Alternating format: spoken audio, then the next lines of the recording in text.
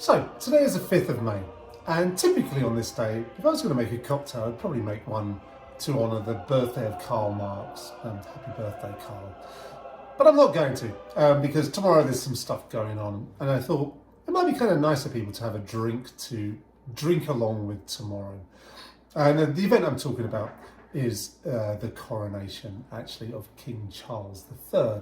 It's not the only coronation taking place tomorrow. My colleague Tom Preston and his Mrs. Leanne Noble have also just been crowned, or they will be tomorrow, as royalty for the Moscow, Idaho Renaissance Fair. Congratulations, Tom and Leanne. I think that's very cool. I saw your picture on the front page of the newspaper today, and yes, yeah, it's very cool. And funny enough, I was in Moscow earlier on. I was in a liquor store, and there was a woman in there buying some cheap vodka and talking about how she was going to be getting up at 3 a.m. tomorrow morning, in order to watch the coronation, because it's 11 a.m. in London. And firstly, excuse me, can't you remember that there's loyal ex-subjects in Canada? They've still got pictures of royalty, of British royalty on their money. I mean, couldn't you have made it a bit more convenient time for the west coast of these places? What about Australia? Isn't there a better time to do it? Apparently not. I can probably honestly say I will not be getting up for it. But nonetheless, I do recognise many people want to celebrate something like a coronation. We haven't had one in 70 years.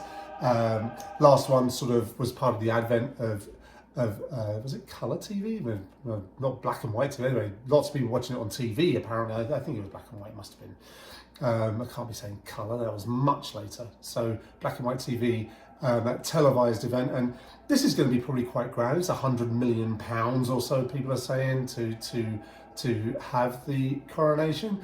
And I have mixed feelings about the royalty, you know, all that obscene wealth, all that not paying tax, all that sort of undue influence about stuff, you know, not to mention the scandals. I mean, from Princess Diana and Camilla Gate and the crash in Paris, and Harry's book Spare, and the charges of institutional racism, and let's not even go into that whole dodgy friendship of Prince Andrew's and the case that was recently settled out of court. I mean, full of all that, but also the royal family do a lot of good. They are very publicly engaged. People like them. They show up to events, shake a lot of hands.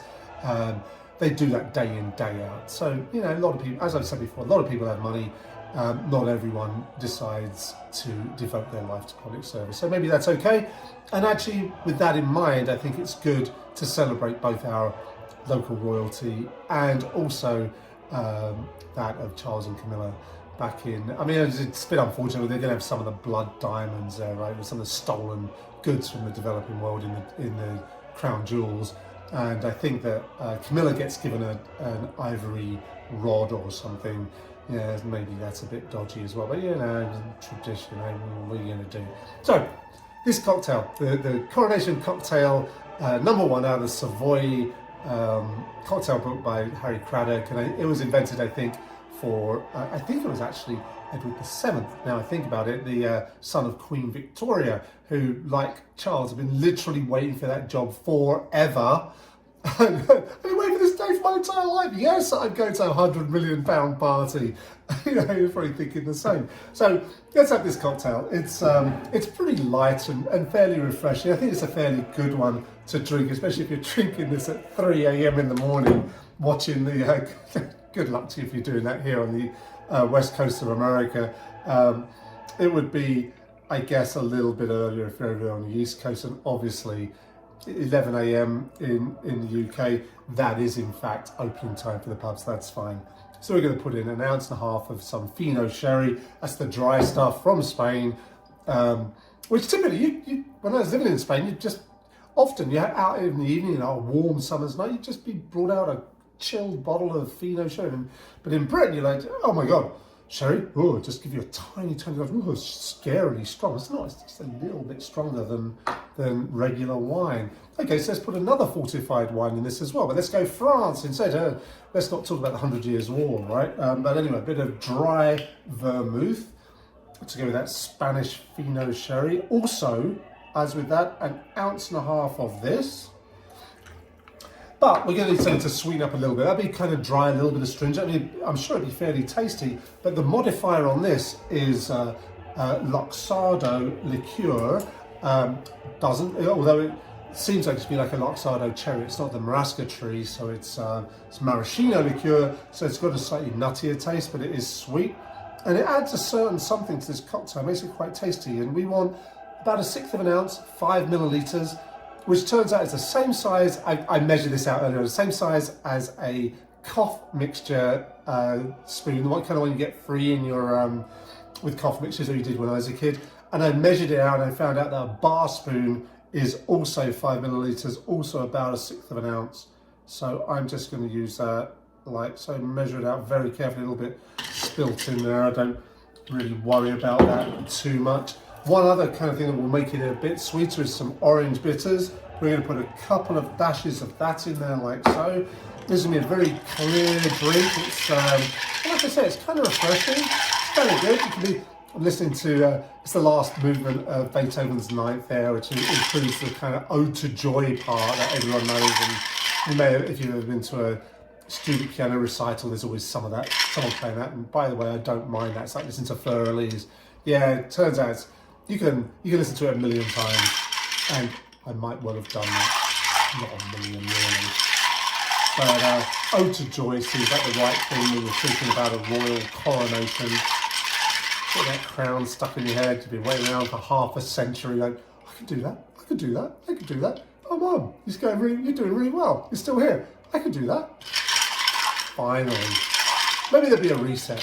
Maybe this will just make everyone feel better about Brexit. Maybe everyone just sort of heal some of those polarised politics that, many countries suffer, Britain and here in America too. But I think there's going to be a lot of Americans celebrating this as well, so why not? An excuse to celebrate is not a bad thing. After stirring, you just pour this into your chilled cocktail glass like so. Perfect. 2 garnishes. You can use either a twist of orange or lemon. I did have a lemon. I picked it up. Maybe it's been sitting around a bit too long. It was not very lemon coloured. It was a bit more mouldy looking than that. So orange works as well. Either one of these 2 in the recipe is great. Don't forget to twist it to get those oils in there. And this takes one other garnish as well, which is, I was not expecting, but it kind of works. And that is a cocktail olive. And I think I'm going to go for 2. That way you wind up with a nice little snack at the end of your drink. Who doesn't want that? And we'll just put that into our drink like so. And we'll see what we've got. Oh, that's very refreshing. Now, am I going to say the toast that they're all talking about? It's all like they're, it's not quite God Save the King, it's Long Live the King, it's God Save, whatever it is. But the end of it is, it's crazy, the oath that they say is, may he live forever. Yeah, no, look, you've been waiting a long time for the job, but you don't need to do it forever. Seriously, mate, it's all good. But, if you want to watch it, have one of these, cheer along. That's great. Have one of these for Tom and Leanne over in Moscow. That's all great. Cheers.